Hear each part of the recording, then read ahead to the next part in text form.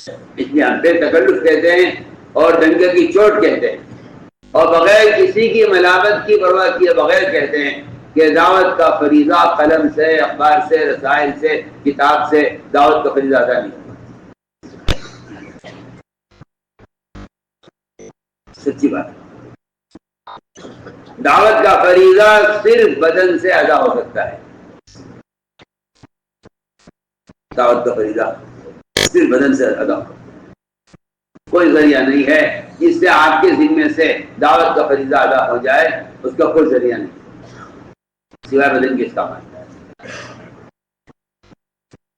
یہ بالکل بات پکی سچی بات ہے۔ بسم اللہ الرحمن الرحیم۔ یہ حضرت والا کا کوئی قدیم اور پرانا بیان نہیں، بالکل تازہ بیان ہے، 2-4 دن پہلے کا یہ بیان ہے، اور مکمل بیان اگر آپ سنیے گا تو اس میں اسی طرح کی باتیں کی گئی ہیں۔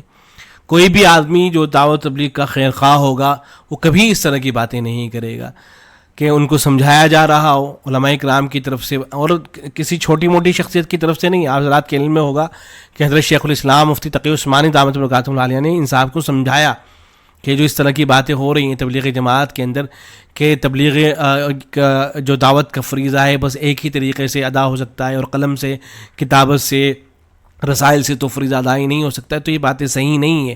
اگر ان باتوں کو صحیح مان لیا جائے تو پھر تو 1400 سال میں جو بڑی بڑی شخصیتیں گزری ہیں ان کی دعوت کا فریضہ ادا نہیں ہوا ہے، اور اگر اس طرح کی باتیں کی جائیں گی تو پھر اس کو بدعت کہا جائے گا۔ اس طرح کی باتیں حضرت شیخ الاسلام مفتی تقی عثمانی دامت برکاتہ العالیہ کی طرف سے ہوئی۔ اب کوئی بھی آدمی جو تبلیغ جماعت کے حوالے سے مخلص ہوگا اسے اس بات کا احساس ہوگا کہ بھئی ہمیں تو کام کرنا ہے، ہمیں کیا لینا دینا ان چیزوں سے کہ دوسرے لوگ کیا کر رہے ہیں، دوسرے کس طرح سے کر رہے ہیں، ہمارا اپنا ایک کام ہے، ہم اس کو مفید خیال کرتے ہیں تو ہم اپنے کام میں لگیں گے۔ کوئی بھی آدمی جسے تبلیغی جماعت کی خیر خواہی مقصود ہوگی تو وہ یہی کام انجام دے گا کہ خاموش ہو جائے گا، جیسا کہ دوسرے حضرات کا طریقہ بھی یہی رہا ہے۔ ان سے پہلے جو بزرگان دین تھے ان کا طریقہ یہی تھا کہ اگر کوئی اعتراض کرتا یا تو رجوع کر لیا کرتے تھے، یا اگر ان کی کوئی بات سمجھ میں بھی آ رہی ہوتی اور دوسرے لوگ کہہ رہے ہوتے کہ آپ کا یہ موقف صحیح نہیں ہے تو خاموشی اختیار کر لیتے۔ لیکن یہ صاحب ایسا نہیں کرتے ہیں۔ یہ دیکھیں ان کا، اور لہجہ دیکھیں، انداز دیکھیں، کیا گفتگو ہو رہی ہے کہ ہم بے تکلف کہتے ہیں، ڈنکے کی چوٹ پر کہتے ہیں، بغیر کسی کی ملامت کی پرواہ کیے بغیر کہتے ہیں کہ دعوت کا فریضہ قلم سے، اخبار سے، رسائل سے، کتاب سے دعوت کا فریضہ ادا نہیں ہوتا۔ یہ کس طرح کے جملے استعمال کیے جا رہے ہیں؟ حضرت مولانا الیاس صاحب کاندھلوی رحمۃ اللہ علیہ، ان کی حالت تو یہ تھی کہ وہ رویا کرتے تھے علماء کے سامنے بیٹھ کر۔ حضرت مفتی شفیع صاحب رحمۃ اللہ علیہ کا ہاتھ پکڑ کر روتے ہوئے حضرت نے فرمایا تھا کہ مجھے ڈر لگتا ہے کہ کہیں میرا جو کام ہے استدراج تو نہیں ہے، اللہ کی طرف سے ڈھیل تو نہیں دی جا رہی ہے، ایسا تو نہیں ہوگا کہ اللہ تبارک و تعالیٰ کی طرف سے جو ہے پکڑ ہو جائے گی۔ تو وہ تو علماء کے ہاتھ پکڑ پکڑ کے رویا کرتے تھے، اور یہ صاحب چیلنج کرتے ہیں، یہ صاحب کہتے ہیں کہ بغیر کسی کی ملامت کی پرواہ کیے اور ڈنکے کی چوٹ پر ہم کہتے ہیں، بے تکلف یہ کہتے ہیں۔ بھئی یہ کہاں سے سیکھا ہے آپ نے؟ تبلیغ دعوت کا یہی طریقہ ہوتا ہے، لوگوں تک بات پہنچانے کا یہی طریقہ ہوتا ہے۔ تھوڑی دیر کے لیے مان بھی لیں کہ اگر آپ کا یہ موقف بھی ہے کہ بدن ہی استعمال ہونا چاہیے تو آپ اس طرح سے لوگوں کو مخاطب کریں گے اور یہ آپ کا انداز ہوگا تو ایسا محسوس ہوتا ہے۔ اور پھر آپ ایسے جاہلوں کے سامنے، آپ عوام بیچاری جاہل ان کے سامنے گفتگو کر رہے ہیں، وہ کیا سمجھیں گے؟ وہ تو یہ سمجھیں گے نا، ان کا ذہن یہ بنے گا کہ علماء جو لکھتے ہیں، جو خط و کتابت ہوتی ہے اور یہ رات دن جو پڑھنے پڑھانے میں لگے رہتے ہیں تو سب بیکار کی چیزیں ہیں، اصل تو جماعت میں نکلنا ہے۔ جماعت میں اگر آپ نکلیں گے تو نبیوں والا جو کام ہے وہ ہوگا، صحابہ کرام والا جو کام ہے وہ ہوگا، تبلیغ کا اور دعوت کا جو فریضہ ہے وہ ادا ہوگا۔ اگر آپ قلم پکڑ کر بیٹھ گئے یا کسی کونے میں آپ پڑھنے پڑھانے میں مشغول ہو گئے تو تب تو آپ کی دعوت کا فریضہ ادا ہی نہیں ہوگا، تو ان کا تو ذہن خراب ہوگا، اور یہ جو عوام ہوگی بیچاری علماء سے کٹے گی، اور ہو بھی یہی رہا ہے۔ تو کوئی بھی آدمی جو تبلیغ جماعت کا خیر خواہ ہوگا کبھی اس طرح کی باتیں نہیں کرے گا۔ ایسا محسوس ہوتا ہے کہ جناب جو ہے کسی کا اعلی کار بنے ہوئے اور کسی مخصوص طاقت کے اشاروں پہ اس طرح کی وہ گفتگو کر رہے ہیں، اور امت میں توڑ چاہتے ہیں، جوڑ چاہنے والا شخص کبھی اس طرح کی باتیں نہیں کر سکتا ہے۔ اور پھر آپ یہ دیکھیں نا کہ اگر آپ یہ دعویٰ کر رہے ہیں کہ قلم سے، اخبار سے، رسائل سے، کتاب سے دعوت کا فریضہ ادا نہیں ہوتا ہے، تو پھر یہ بات صرف ایسا نہیں ہوگا کہ علماء تک کی محدود ہو جائے. یہ 1400 سالہ جو ہماری تاریخ ہے جس میں خط و کتابت ہوئی, کتابیں لکھی گئیں, رسائل لکھے گئے, وہیں تک بات نہیں محدود رہے گی. یہ بات تو نبیوں تک پہنچے گی, خود حضور صلی اللہ علیہ وسلم تک یہ بات پہنچے گی. اس لیے کہ آپ حیات الصحابہ خود اٹھا کر دیکھیے نا کیا لکھا ہے حضور صلی اللہ علیہ وسلم کے جو خطوط ہیں وہ حیات الصحابہ کے اندر ذکر ہوئے ہیں. اب یہ خطوط حضور صلی اللہ علیہ وسلم خود تو لے کر نہیں گئے بلکہ کسی صحابی کے واسطے سے بھیجے گئے ہیں. اب آپ یہ کہہ سکتے ہیں کہ جو صحابی ہیں ان کا تو بدن استعمال ہوا آپ کے نزدیک, تو ان کا تو بدن استعمال ہوا, ان کی دعوت کا تو فرید ادا ہو گیا. لیکن حضور صلی اللہ علیہ وسلم کیا یہ کہا جائے گا کہ نعوذ باللہ ثم نعوذ باللہ, چونکہ حضور صلی اللہ علیہ وسلم بنفس نفیس تشریف نہیں لے گئے اور صرف آپ صلی اللہ علیہ وسلم نے خط بھیج دیا ہے, لہذا آپ صلی اللہ علیہ وسلم کی دعوت کا بھی فرید ادا نہیں ہوا ہے. آپ ہمت کریں گے یہ سب کہنے کی؟ کس طرح کی واہیات باتیں آپ کی طرف سے ہو رہی ہیں. تو یہ بات جو ہے صرف علماء تک محدود نہیں رہے گی, نبی صلی اللہ علیہ وسلم تک یہ بات پہنچے گی. پھر تو حضور صلی اللہ علیہ وسلم کی دعوت کا فریضہ جو ہے نعوذ باللہ ثم نعوذ باللہ وہ بھی ادا نہیں ہوا ہے. اگر آپ یہ قید لگا دیتے ہیں کہ خط و کتابت سے جو ہے دعوت کا فریضہ ادا نہیں ہوتا ہے. اور پھر یہ سارے کے سارے خطوط ہیں جو حضور صلی اللہ علیہ وسلم کے لکھے ہوئے ہیں اور ان میں سب میں دعوت کا ذکر ہے, سب کے سب یہ دعوتی خطوط ہیں. اور پھر بات جو ہے اور انبیاء تک بھی پہنچے گی. حضرت سلیمان علیہ السلام کا واقعہ دیکھیے آپ, اس قصے کے اندر یہ ہوا ہے کہ جب حضرت سلیمان علیہ السلام کے پاس میں حدود خبر لے کر آیا اور اس نے بتایا کہ اس طرح سے قوم ہے جو سورج کی پرستش کر رہی ہے, ایک عورت ہے, یہ ساری خبریں جب دی تو حضرت اگر یہ ضروری ہوتا کہ دعوت کا فریضہ اسی وقت ادا ہوگا کہ آپ بدن سے دعوت دے رہے ہوں, خود چل کر جا رہے ہوں, اگر یہ ضروری ہوتا تو حضرت سلیمان علیہ السلام کیا کرتے؟ حضرت سلیمان علیہ السلام یا تو خود تشریف لے جاتے یا کچھ اہل ایمان کو روانہ کر دیتے کہ اس طرح کے لوگ ہیں, وہاں جاؤ, وہاں جا کر ان کو دین کی دعوت دو.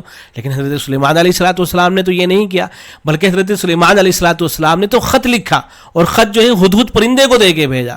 یہ قرآن مجید کے اندر ذکر ہوا ہے, قال سننظر اصدقت ام كنت من الكاذبین اذهب بکتابی هذا فالقی الیہم ثم تول عنہم فانظر ماذا یرجعون. حضرت سلیمان علیہ السلام نے حدود پرندے سے یہ کہا کہ یہ جو میرا خط ہے اس کو لے کر جاؤ اور ان کی طرف ڈال دو اور پھر وہاں سے ہٹ جانا اور دیکھنا کہ وہ کیا کرتے ہیں.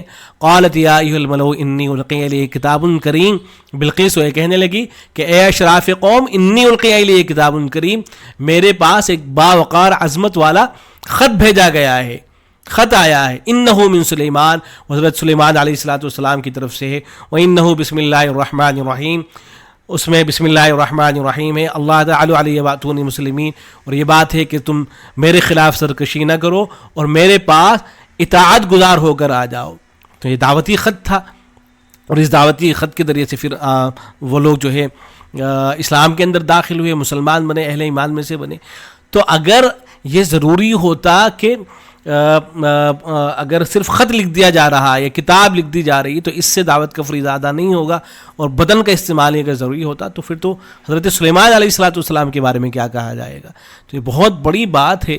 مودودی نے بھی تو اسی طرح کی گفتگو کر رکھی ہے نا, مودودی کے یہاں بھی تو اسی طرح کی باتیں پائی جاتی ہیں.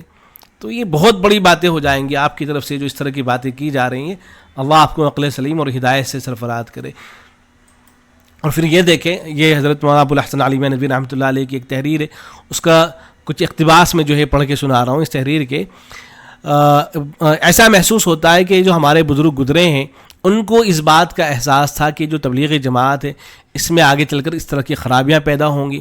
ہو سکتا ہے اس طرح کے لوگ پیدا ہو جائیں کہ جو مخصوص طریقہ ہے اس کو واجب اور ضروری سمجھنا شروع کر دیں. تو اس لیے یہ حضرات پہلے ہی سے تنبیہ کر کے جا چکے ہیں. اور اس تحریر کا آپ ایک لفظ پڑھ کے دیکھیے گا, ایسا محسوس آپ کو ہوگا کہ حضرت مولانا ابو الحسن علی ندوی رحمۃ اللہ علیہ ان صاحب کو سامنے بٹھا کے سمجھا رہے ہیں کہ بھائی تمہاری یہ بات بھی صحیح نہیں ہے, یہ بات بھی صحیح نہیں ہے, یہ بات بھی صحیح نہیں ہے. اللہ کرے کہ وہ ان چیزوں کو دیکھا کریں, ان کو پڑھا کریں تو ان کی بات سمجھ میں آئے گی. لکھتے ہیں کہ ایک بات یہ بھی یاد رکھنی چاہیے کہ امت میں طبقات کا اتنا اختلاف ہے, اذہان کا اتنا تفاوت ہے اور حالات ایسے مختلف ہیں کہ کوئی تحریک یہ دعویٰ نہیں کر سکتی ہے کہ وہ تمام طبقات کو متاثر کر سکتی ہے اور ان کی تسکین کا سامان فراہم کر سکتی ہے اور ان کی استعداد کے مطابق دینی غذا فراہم کر سکتی ہے. کوئی ذہن تقریر سے متاثر ہوتا ہے, کسی پر لٹریچر اثر انداز ہوتا ہے, کہیں آپ کو لکھ کر دعوت دینی پڑے گی, کہیں آپ کو تقریر کرنی پڑے گی. لوگ مختلف چیزوں سے متاثر ہوتے ہیں. آپ اس وقت پوری دنیا کا اگر جائزہ لیں گے تو یہ پائیں گے کہ جو اکثر لوگ مسلمان ہو رہے ہیں وہ قرآن مجید پڑھ کر مسلمان ہو رہے ہیں. ان کے پاس کوئی دعوت دینے کے لیے نہیں جا رہا ہے, وہ کیا کر رہے ہیں, قرآن مجید پڑھ رہے ہیں, تحریر پڑھ رہے ہیں, لکھی ہوئی کتابوں کو پڑھ رہے ہیں, ان کو دیکھ دیکھ کر جو ہے وہ مسلمان ہو رہے ہیں. اور آپ کہہ رہے ہیں کہ نہیں, اس سے تو دعوت کا فریضہ ادا ہی نہیں ہوتا ہے, آپ کے نزدیک تو کوئی اہمیت نہیں. اللہ رب العزت کے یہاں اتنی زیادہ اہمیت ہے قلم کی کہ اللہ تبارک و تعالیٰ نے جب سب سے پہلی وحی نازل کی ہے, اقرا بسم ربک الذی خلق خلق الانسان من علق اقرا وربک الاکرم الذی علم بالقلم علم الانسان ما لم یعلم, تو جو پہلی وحی نازل کی گئی ہے ہمارے نبی صلی اللہ علیہ وسلم پر, اس میں قلم کا ذکر کیا ہے اللہ تبارک و تعالیٰ نے. اللہ کے یہاں قلم کی اتنی زیادہ اہمیت ہے, قلم کی قسم کھائی ہے اللہ تبارک و تعالیٰ نے, نون والقلم وما یسطرون, اور آپ کہتے ہیں کہ قلم سے فریضہ ہی ادا نہیں ہوگا. کس طرح کی باتیں, واہیات باتیں آپ کی طرف سے ہو رہی ہیں. تو اذہان مختلف ہوتے ہیں. آپ یہ دیکھیں گے کہ تبلیغ جماعت جو کام کرتی ہے تو سارے لوگوں کو متاثر نہیں کر پاتی ہے. تو بہت سے لوگ وہ ہوتے ہیں جو لٹریچر پڑھ کر, تحریریں پڑھ کر جو ہے متاثر ہوتے ہیں. تو کوئی ذہن تقریر سے متاثر ہوتا ہے, کوئی کسی پر لٹریچر اثر انداز ہوتا ہے, کوئی کسی دوسرے ذریعے سے متاثر کیا جا سکتا ہے. اسی طرح ایک واحد طریقہ کار سے ہر جگہ ہر ماحول میں اور حالات میں کامیابی مشکل ہے. اس حقیقت کے سمجھنے اور اس کے مطابق چلنے میں لوگوں سے بڑی غلطیاں ہوتی ہیں. بہت سے لوگ قابل قدر اور بڑے مخلص ہیں, لیکن ان لوگوں کا اس وقت تک دل خوش نہیں ہوتا, جب تک کہ ہر شخص انہی کے مخصوص طرز پر کام نہ کرے اور سب ایک ہی کام میں نہ کرنے لگے. حالانکہ عمومی و انقلابی تحریروں کا معاملہ یہ نہیں ہوتا. وہاں ہر چیز اس کے صحیح مقام پر رکھی جاتی ہے اور ٹھیک چوکھٹے میں بٹھائی جاتی ہے. ہر شخص سے وہی کام لے جاتا ہے جس کا وہ زیادہ اہل ہے, اور اس میں وہ دوسروں سے ممتاز ہے, اور جس کو دوسروں کے مقابلے میں بہتر طریقے پر انجام دے سکتا ہے. آگے دیکھیں, اسی تحریر کا ایک اقتباس دیکھیں. اس تحریر کے اندر حضرت نے پہلے تو یہ لکھا ہے کہ ہمارے یہاں کچھ چیزیں تو اسلام میں منسوخ ہیں, کچھ غیر منسوخ ہیں. منسوخ جیسے نماز کیسے پڑھنی ہے آپ صلی اللہ علیہ وسلم بتا کر چلے گئے ہیں, آپ کو جو ہے حج کیسے کرنا ہے, روزہ آپ کو کیسے رکھنا ہے, یہ ساری چیزیں حضور صلی اللہ علیہ وسلم بتا کر چلے گئے ہیں, ان کا طریقہ وغیرہ سب بتا کر چلے گئے ہیں. لیکن دعوت کا معاملہ ایسا نہیں ہے, دعوت کا یا جہاد وغیرہ کا معاملہ ایسا نہیں ہے, یا تعلیم کا, علم حاصل کرنے کا معاملہ ایسا نہیں ہے. علم حاصل کرنا بھی اسلام میں فرض ہے, جہاد بھی فرض ہے, تبلیغ بھی جو ہے فرض ہے, لیکن ان کا کوئی مخصوص طریقہ نہیں کہ آپ کو اسی خاص طریقے سے کرنی ہے. تو جو غیر منسوخ چیزیں ہیں ان کے حوالے سے گفتگو کرتے ہوئے اب یہ فرما رہے ہیں کہ اب دعوت اللہ کی مثال لے لیجیے. اللہ کی طرف بندوں کو بلانا فرض ہے, انفرادی ہو یا اجتماعی, تقریر سے ہو یا تحریر سے, وہی بات آ گئی.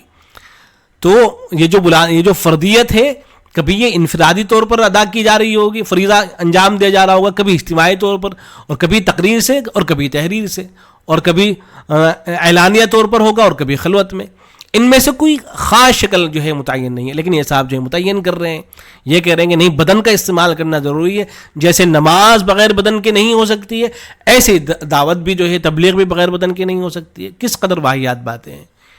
نوح علیہ الصلوۃ والسلام کی زبان سے قرآن میں وعدہ کیا گیا ہے کہ دعوت کی مختلف شکلیں ہو سکتی ہیں. پھر آگے فرماتے ہیں کہ لہذا دعوت دین کا کام کرنے والے ہر فرد یا جماعت کو اختیار ہے کہ وہ اپنے لیے جو طریقۂ دعوت صحیح جانے وہ مقرر کر لے, اور اپنی تحریک کا جو طرز کار مناسب سمجھے وہ اختیار کر لے. اس میں کسی کو جائز یا ناجائز کہنے یا کوئی روک ٹوک لگانے کا حق حاصل نہیں ہے, اور ان کو تو ویسے بھی گفتگو نہیں کرنی چاہیے اس طرح کے معاملات میں. بہرحال ان ساری چیزوں کو جو ہے پڑھ کر دیکھیے گا آپ. ایسے حضرت نے فضائل اعمال کے اندر یہ جو ذہن بنتا جا رہا ہے, یہ سب بنانے کی کوشش کر رہے ہیں کہ نہیں, ایک ہی طریقہ ہے جو ہمارا خاص طریقہ ہے, اسی طریقے کے یہی سنت طریقہ ہے, اس سے ہٹ کر اگر آپ کر رہے ہیں تو وہ طریقہ جو ہے سنت کے مطابق نہیں ہوگا. تو یہ جو فکر ہے اس کی تردید حضرت شیخ دگرے رحمۃ اللہ علیہ بھی کر کے جا چکے ہیں. چنانچہ حضرت نے قرآن مجید کی جو آیت ہے ومن احسن قولا ممن دعا الی اللہ وعمل صالحا وقال اننی من المسلمین, اس آیت کے تحت لکھا ہے کہ مفسرین نے لکھا ہے کہ جو شخص بھی اللہ کی طرف کسی کو بلائے وہ اس بشارت اور تعریف کا مستحق ہے, خواہ کسی طریقے سے بلائے. مثلا انبیاء علیہ الصلوۃ والسلام معجزے وغیرہ سے بلاتے ہیں, اور علماء دلائل سے بلاتے ہیں, اور یہ دلائل کبھی زبانی طور پر دیے جاتے ہیں, کبھی تحریراً دیے جاتے ہیں. مجاہدین تلوار سے بلاتے ہیں, مؤذنین اذان سے.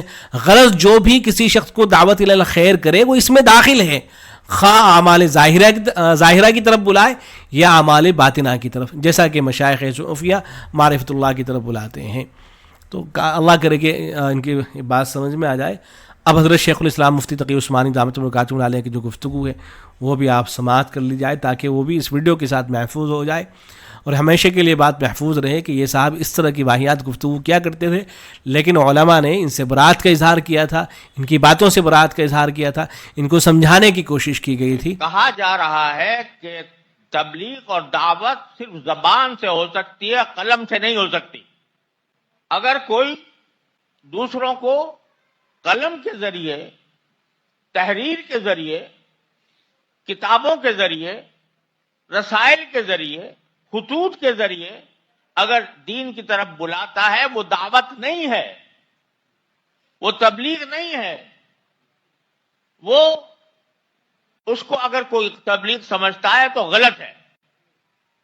یہاں تک بات کہی جا رہی ہے، جس کا مطلب یہ ہے کہ پوری 1400 سال کی تاریخ میں جن لوگوں نے دین کے اوپر محنت کی، دین کی تبلیغ اور اس کے نشر و اشاعت کے لیے کتابیں لکھی، قرآن کی تفسیر کی، حدیث کا درس دیا، فقہ کے احکام لوگوں تک پہنچائے، وہ سب بیکار ہے، وہ دعوت میں داخل ہی نہیں ہے، وہ تبلیغ میں داخل ہی نہیں ہے، وہ سارا کا سارا جو ہے وہ دعوت اور تبلیغ سے باہر ہے۔ اس قسم کی باتیں بھی کہی جانے لگی ہیں، کریں اتباع۔